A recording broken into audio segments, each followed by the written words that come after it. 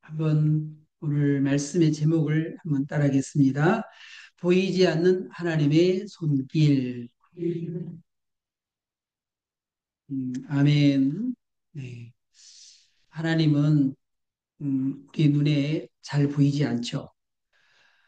그러나 하나님은 지금도 일하시고, 지금도 역사하시고, 그리고 우리와 함께 하신 줄 믿습니다. 두세 사람이 내 이름으로 모인 곳에 내가 그들 중에 있느니라. 그렇게 말씀하셨어요. 여러분, 두세 사람이 모여서 주님의 이름으로 모인 그 자리에 하나님이 함께 하신다는 것을 우리가 말씀을 통해서 미리 할 줄 믿습니다. 이 시간에도 우리 눈에는 보이지 않지만 하나님의 약속하신 그 말씀 그대로 우리 하나님께서 임마누엘 하나님이 이 자리에 임재해 계시고 이 자리에 우리가 함께하고 계심을 믿으시기를 주님의 이름으로 축원합니다. 네, 우리는 종종 기도하다가 지쳐서 이렇게 얘기를 합니다. 여호와여 어느 때까지니까 나를 영원히 잊으시겠나이까 내 얼굴을 주의 얼굴을 나에게서 어느 때까지 숨기시겠나이까. 그래서 우리는 정말 하나님 내 기도를 듣고 계신가요? 어느 때까지 하나님의 얼굴을 숨기시고 저에게 응답하지 않으시고 보여주지 않고 나타나지 않습니까? 그래서 우리가 우리 스스로가 답답해 할 때가 있죠. 때로는 그런 생각까지 들어요. 하나님, 나를 버리셨습니까? 시편 22편에도 그렇게 하죠. 내 하나님이여 내 하나님. 어찌 나를 버리셨나이까? 어찌 나를 멀리하여 돕지 아니하시며 내 신음소리를 듣지 아니하시나이까? 하나님께서는 왜 내 기도에 예면하시고 전혀 듣지 않으신가요? 여러분이 한 주간 동안 우리가 다니엘 기도회에 열심히 참석을 했습니다. 다니엘 기도회 우리 보면서 우리가 수많은 사람들의 그런 간증을 들었어요. 그들의 고난을 우리가 이렇게 함께 동감하면서 그들이 당한 그런 고난들. 그러나 결국에 와서는 뭡니까? 하나님께서는 그들의 고난에 하나님이 예민한 게 아니고 하나님께서 고난은 내게 유익이라. 하나님을 사랑하는 자, 곧 그 때때로 불의심을 입은 자들에게는 모든 것을 합력하여 선을 이루신다. 하나님은 우리를 항상 역전시켜 주시는 그런 하나님이다. 결국에 가서는 하나님의 모든 걸 합력해서 선으로 만들어 주시는. 그래서 하나님이 나중에야 하나님이 나를 버린 게 아니고 내 기도에 예민한 게 아니고 하나님께서 나와 쭉 동행하시고 에베네셀 하나님께서 여기까지 나를 인도하시고 함께 하셨군요. 그렇게 우리가 고백할 수 없도록 하나님이 우리를 만드신 것을 볼 수 있습니다. 하나님은 우리 눈에 보이지 않지만 하나님은 여전히 일하고 계십니다. 내 아버지께서 일하시니 나도 일한다. 예수님께서 그렇게 말씀하셨던 것처럼 아버지는 지금도 하나님은 일하고 계십니다. 여러분, 이 지구가 돌고 있는 거, 자전하고 공전하고 있는 거, 이 지구가 지금 태양 주위를 시속 10만 7천 킬로 속도로 지금 태양을 돌고 있어요. 그리고 1700km로 자전을 하고 있어요. 우리가 느끼지 못하지만 하나님께서는 이 지구가 지금 이렇게 돌고 있도록 하나님께서 그렇게 만드셨고, 그리고 하나님께서 그렇게 일하고 계시다는 것을 우리는 알아야 할 줄로 믿습니다. 하나님은 우리의 눈으로는 볼 수 없지만은 하나님은 바람처럼 바람이 눈에 보이지 않죠. 그러나 하나님이 이 바람이 있다는 것을 우리는 태극기가 이렇게 나부끼는 걸 보면서 또 이 나뭇가지가 흔들린 걸 보면서 바람이 있다는 것을 우리가 알듯이 우리는 하나님이 우리의 눈에 보이지 않지만 성령께서 우리와 함께하고 계심을 우리는 때로는 느낄 수 있고 성령님의 따스한 그 성령님의 그러한 그 성령님이 우리와 함께 하고 계심을 우리는 때로는 우리 자신의 마음이 뜨거워지고 그렇게 할 때 하나님이 우리와 함께 계심을 우리는 분명히 알 수 있습니다. 하나님은 바람처럼 햇살처럼 물결처럼 조용히 그러나 분명하게 일하고 계심을 믿으시기 바랍니다. 우리는 눈에 보이지 않지만 일하시는 그 하나님, 출애굽기 1장과 오늘 2장의 말씀을 통해서 그 눈에 보이지 않지만 일하시는 그 하나님을 만날 수 있기를 바랍니다. 보이는 것은 오늘 이 1장과 2장에서 보이는 것은 바로 왕이고 바로 왕의 명령이고 그러나 그 뒤에서 움직이시는 분은 보이지 않는 하나님의 손길이 있다는 것을 여러분 깨달으시기를 주님의 이름으로 축원합니다. 첫 번째는요. 억압 속에서도 하나님이 번성하게 하시는 하나님의 손길을 우리는 만날 수가 있습니다. 오늘 출애굽기 1장 12절에 보게 되면 그러나 학대를 받을수록 더욱 번성하여 퍼져 나가니 그랬습니다. 여러분 학대를 받고 힘들고 그렇게 하면은 그런 피폐하고 그러면은 번성하지 않을 것 같은데 오히려 학대를 받을수록 더욱 번성케 하셨다는 거예요. 누가 하시는 걸까요? 하나님께서. 하나님께서 그렇게 하셨다는 거예요. 예, 하나님께서는 이렇게 이스라엘 백성들이 학대를 받고 고단했지만 오히려 체력이 건강해지고 그리고 그들이 힘이 세지고 그러면서 더욱 번성해졌다는 것을 알 수가 있습니다. 여러분, 왜 바로 왕이 이스라엘 민족을 억압하고 핍박하고 박해를 했을까요? 그것은 바로 왕의 마음에 두려움이 생겼기 때문입니다. 여러분, 우리가 전쟁을 한다든지 무엇을 하든지 간에 항상 두려움이라는 것이 생기게 되면요. 아무 일도 할 수 없어요. 앞으로 전진해서 나갈 수가 없어요. 우리의 비전, 아무리 우리 비전을 크게 이렇게 꿈을 꾸고 그렇게 해도 두려움이 생기게 되면 한 발자국도 나갈 수 없어요. 그런데 지금 지배를 하고 있는 바로 왕이 두려움을 느꼈다는 거예요. 여러분, 이스라엘 백성들이 두려워하는 것이 맞잖아요. 그런데 바로 왕에게 두려움이 생겼다는 거예요. 여러분, 우리가 약하지만 우리가 어떻게 하면 두려움이 생기지 않을까요? 우리 이사야 41장 10절 말씀을 우리 붙들어야 됩니다. 두려움 말라 내가 너와 함께 함이라. 놀라지 말라 나는 내 하나님이 됨이니라. 내가 너를 굳세게 하리라. 참으로 도와주리라. 나의 오른손 너를 붙들어 주리라. 모세가 죽은 후에 여호수아의 마음에도 두려움이 찾아왔어요. 하나님께서 여호수아에게 여호수아야 두려워하지 마라. 모세와 함께 했던 것처럼 내가 너와 함께 할. 그러니 두려워하지 마. 내가 너와 함께 할 거야. 여러분, 하나님께서 세상 끝날까지 우리 예수님께서도 우리와 함께 하신다고 했습니다. 우리 임마누엘 하나님을 붙들면은 우리가 두렵잖아요. 그러나 하나님이 없으면 그러면은 왕이랄지라도 두려움이 생기는 겁니다. 요셉을 알지 못하는 이 세 왕이 애굽을 다스리게 되었는데 그가 두려움 때문에 이렇게 소리쳤습니다. 이 백성이 이스라엘 자손이 우리보다 많고 강하도다. 이 말은 뭐예요? 두려움이 생겼다는 거예요. 예, 그렇기 때문에 이 바로 왕이 이스라엘 백성들을 노예로 삼고 더욱 억압을 했다는 거죠. 어떻게 했을까요? 이 바로 왕은 머리를 이렇게 굴렸어요. 자, 우리가 그들에게 대해서 지혜롭게 하자. 두렵건대 그들이 더 많게 되면 전쟁이 일어날 때에 우리 대적과 합하여 우리와 싸우고 이 땅에서 나갈까 하노라. 만약에 이스라엘 백성들이 더 번성해서 더 힘이 커지게 되고 더 강하게 되면 우리의 적대국과 힘을 합해서 연합군을 형성해서 우리 애굽을 칠지도 모른다라고 하는 그런 두려움인 거죠. 예. 그래서 이 바로 왕은 감독들을 그들 위에 세우고 무거운 짐을 지어서 괴롭게 했습니다. 그리고 그들에게 성을 짓게 했어요. 무슨 성을요?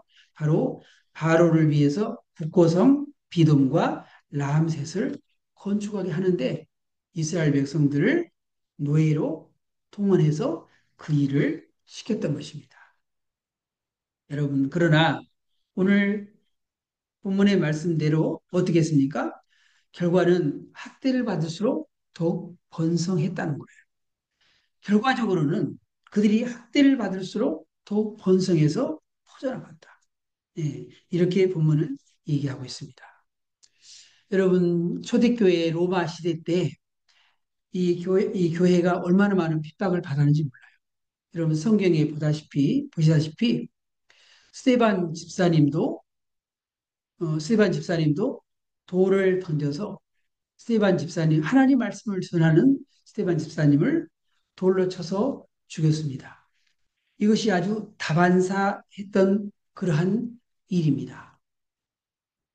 이렇게 핍박을 받고 박해를 받고 그렇게 하게 되면 기독교의 숫자가 줄어들어야 되고 그렇게 해야 되는데 반대로 어떻게 했을까요?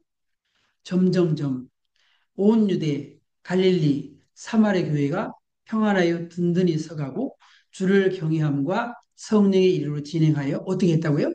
수가 더 많아지니라 그랬습니다. 네.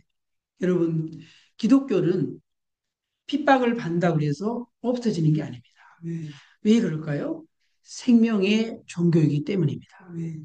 우리가 잔디를 계속해서 밟고 그렇게 하는데 이 잔디는 죽지 않아요. 다시 일어납니다.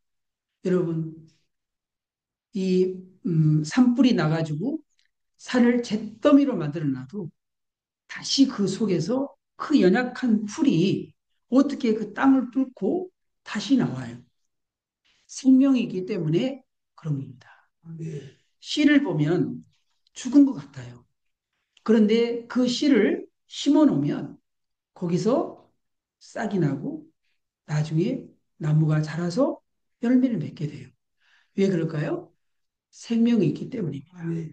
여러분, 우리가 예수 그리스도의 생명, 우리가 생명의 복음을 우리가 가진 사람은 아무리 핍박을 해도 넘어지지 않습니다. 아무리 박해를 해도 쓰러지지 않습니다. 7번 넘어진다 할지라도 다시 일어납니다. 의인은 7번 넘어져도 다시 일어난다는 것이죠. 우리가 예수 그리스도의 생명, 그 복음을 가진 사람은요, 어떠한 핍박에도 절대로 넘어지지 않습니다. 절대로 쓰러지지 않습니다. 기독교는 생명의 종교이기 때문에 그렇게 수많은 핍박과 어려움을 당하면서 사자의 성도들을 양의 가죽을 뒤집어 써가지고 그 사자의 밥이 되고 로마의 원형 경기장에서 사자를 풀어서 그 사자의 밥이 되게 했어요. 그럼에도 불구하고 그들은 생명을 가졌기 때문에 그들은 부활의 복음을 가졌기 때문에 그들은 포기하지 않았습니다. 그럴수록 더 수가 많아지게 되고 결국은 어떻게 됐죠? 콘스탄티누스 황제에 의해서 어, 오히려 이 로마가 기독교 국가가 되어버렸습니다. 이것이 바로 생명의 종교라는 것이죠. 네. 두 번째로 하나님은 산파의 마음을 움직였습니다. 이 바로 왕은 노예를 삼고 이렇게 국고성을 건축하게 해도 계속 번성해 나가는 거예요. 그러니까 새로운 작전을 짰습니다. 그게 뭐냐면 앞으로 아들을 낳게 되면 남자 사내 아이를 낳게 되면 그들을 다 죽여라.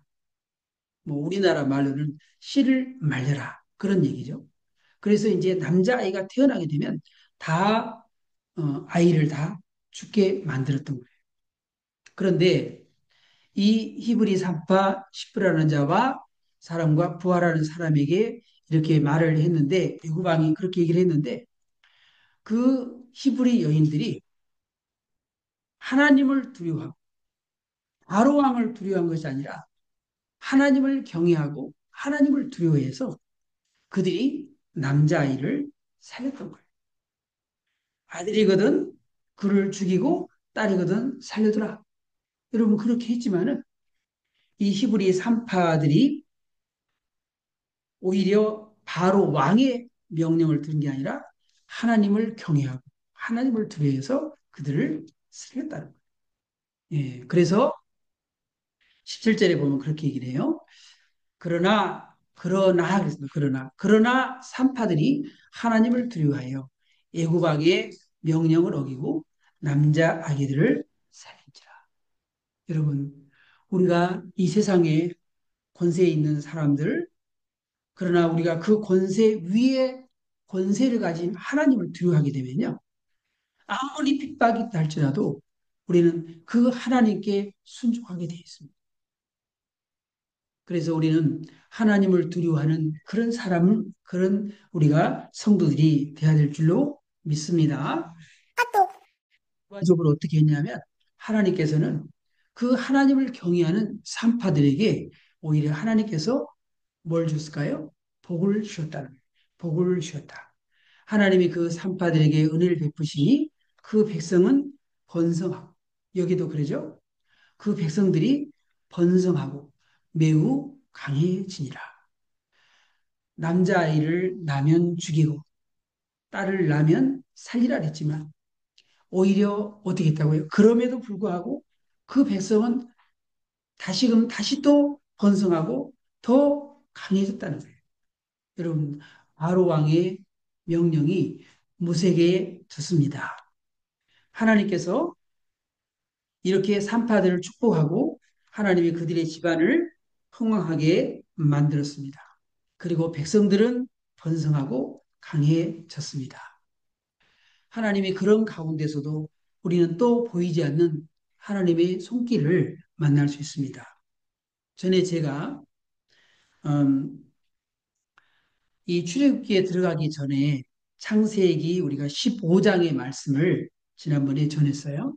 그래서 언약의 하나님, 하나님께서는 아브라함에게 뭐라고 말씀을 하셨냐면 너희 자손들이 강한 민족에게 억압을 받다가 피해를 받다가 4대 만에 다시 돌아오게 될 거다.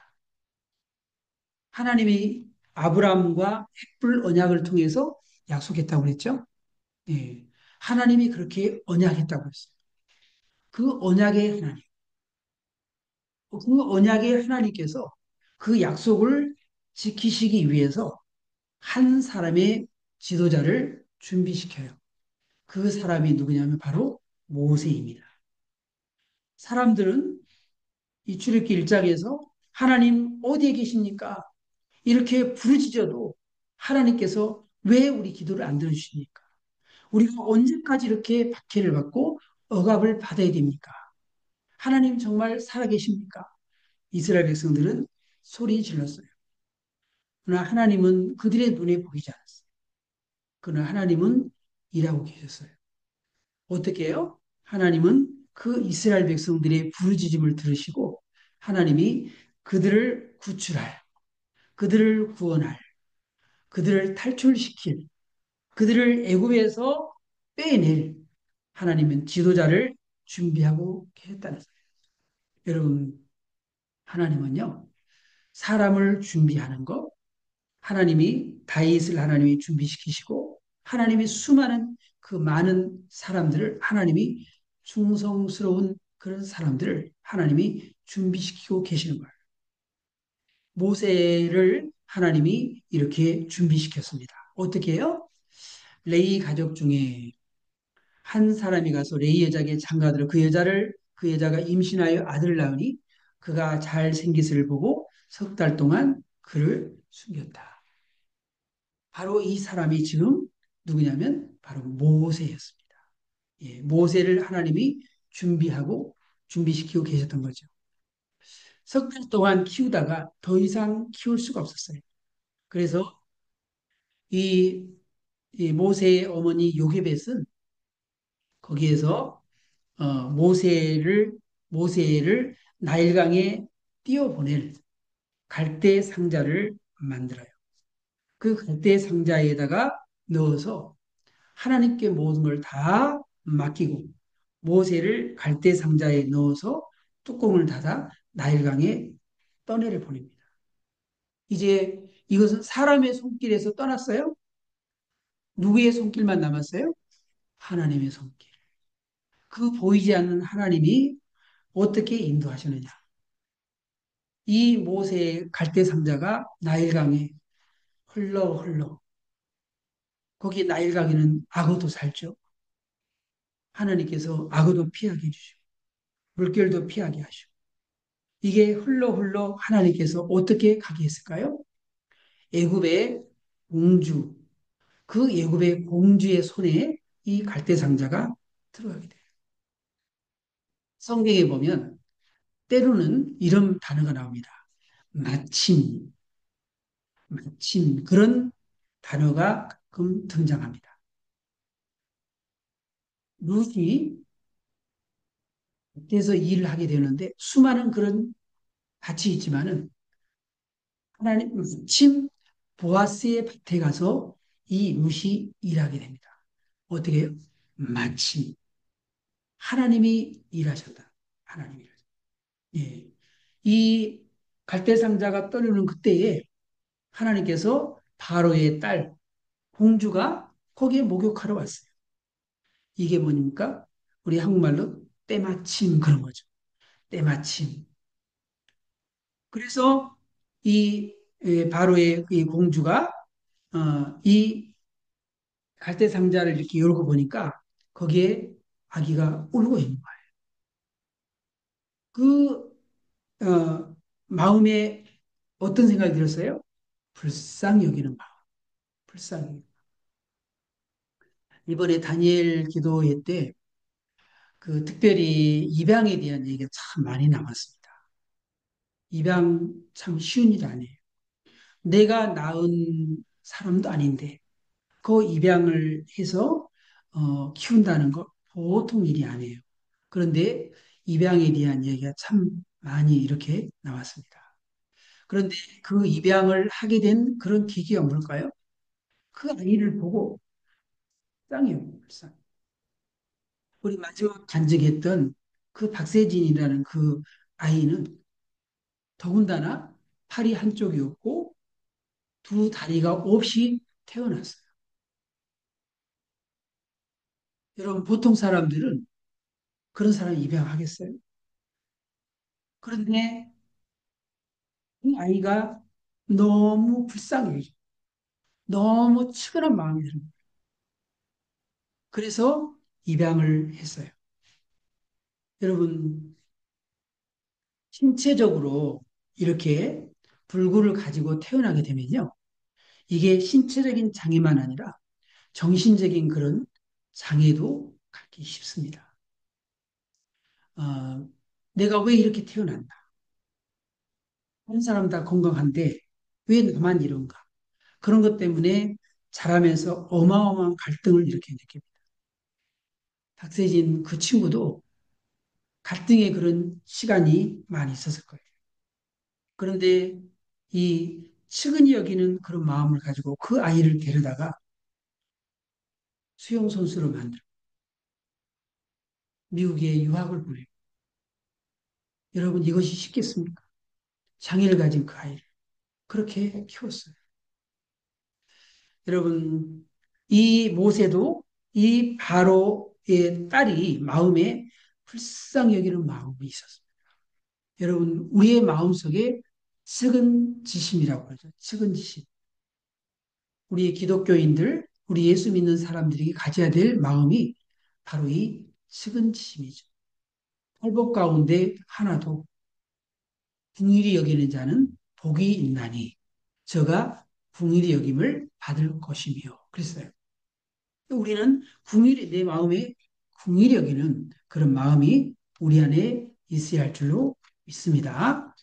예, 왕이 이렇게 아이를 남자아이가 태어나면 죽여라 그렇게 했는데 하나님께서는 만약에 그런 명령이 없었더라면 이 모세는 누구의 손에 키워졌을까요? 엄마의 손에, 요게벳의 손에 키워졌겠죠. 물론 굳게 자랐을 거예요.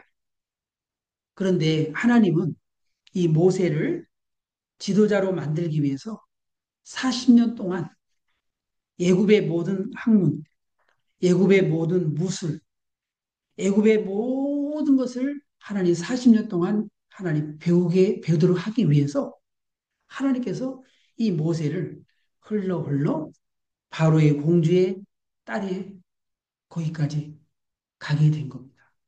여러분, 우리는 내 인생 속에서 하나님께서 나를 왜 이렇게 인도하시나? 하나님은 나를 왜 이렇게 고난 가운데 모르시나? 그렇게 생각할지 몰라요. 그런데 하나님은 우리를 흘러 하나님께서 우리를 이렇게 인도하시는 거죠. 그래서 이 바로의 딸이 모세를 아들로 삼습니다. 그가 그의 아들이 되니라. 그가 그의 이름을 뭐라고 그랬어요? 모세라고 불렀습니다. 모세. 모세라고 하는 그 이름의 뜻은 물에서 건졌다. 그런 뜻이에요. 우리 예수님 뭐예요? 예수라고 하는 뜻. 예수와 예수, 그 다음에 호세야, 이런 모든 것은 뭐냐면 바로 우리를 구원. 예수님 뭐예요? 마태복음 1장인대로 죄에서 우리를 구원할 자이십니다. 예수님의 그 이름 뜻은 우리를 죄에서 구원할 자. 모세는 물에서 건져내었다 해서 모세라고 이름을 지었던 것입니다. 하나님은 이렇게 이스라엘 백성들을 위한 위대한 지도자를 하나님께서 준비시켰다는 거죠. 이스라엘 백성들은 이렇게 고통스럽고 그런 순간이지만 이스라엘 백성들은 이렇게 억압 속에서 모세가 모세가 40년이 되을 때까지 40년이 될 때까지 바로의 궁에서 이렇게 40년을 자라는 동안 기다려야 했습니다. 그리고 그것이 모자라서 또 이 모세는 40년 동안 미디안 광야에 가서 거기서 또 영적인 그런 훈련을 또 거기서 받게 됩니다. 그래서 이 지상에서 온유한 자, 가장 온유한 자로 만약에 이 모세가 바로의 궁에 40년 동안 이 두 왕자로 지냈는데 하나님이 썼다고 그러면 모세가 자기 마음대로 했을 거예요. 자기 생각대로 했을 거예요. 하나님의 통제를 받지 않았을 거예요. 근데 하나님께서 40년 동안 미디안 광야에서 지내는 동안에 지상에서 가장 온유한 성품을 가진 예수님이 뭐라 했어요? 나는 마음이 온유하고 겸손하니. 마음이 온유하고 겸손해지지 않으면 하나님이 쓸 수가 없어요. 욥기 39장에 들소가 힘이 세지만 그 들소를 가지고 쟁기를 끌 수 있겠느냐?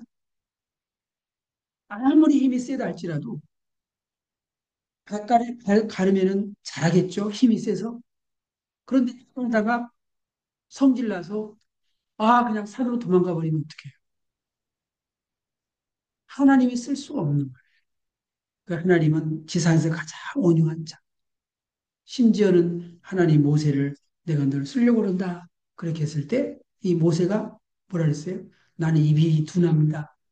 나는 못합니다. 그랬어요. 그럴 정도로 이 모세는 온유한 사람이 됐어요. 네. 그래 하나님께서 뭐라 합니까?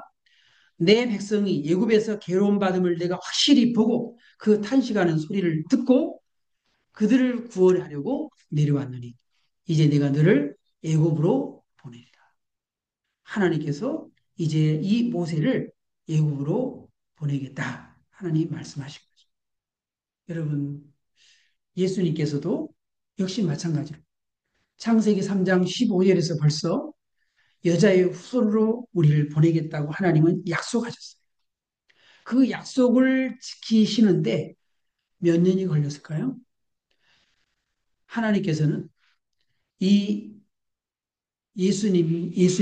예수님을 약속했지만은 그 약속을 한 지 4천 년이 지나고 흐른 다음에 4천 년이 흐르고 난 다음에 때가 참해 하나님이 그 아들을 보내사 여자에게 낳게 하시고 여자의 후손으로 보내시겠다 약속을 해서 그 예수님이 동정녀 마리아의 몸에서 성령으로 잉태되어서 조용히 사람들은 눈에 볼 수 없지만 조용히 하나님은 베들레헴 마국간에 태어나게 하시고 애굽에서 예수님 가셨다가 다시 나사렛으로 오셔서 그 나사렛 그쪽 갈릴리 그 지방에서 30세가 되었을 때에 예수님 비로소 때가 찼을 때 때가 차며 하나님께서 회개하라 하나님 나라 가까웠느니라 하늘나라의 복음을 하나님 나라의 복음을 선포하시면서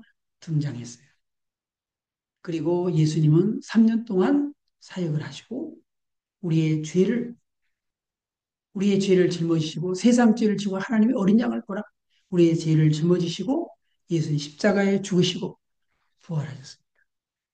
사람들은 눈에 보이지 않았지만 하나님은 우리를 구원하기 위해서 예수님을 이 땅에 준비시켰던 것입니다.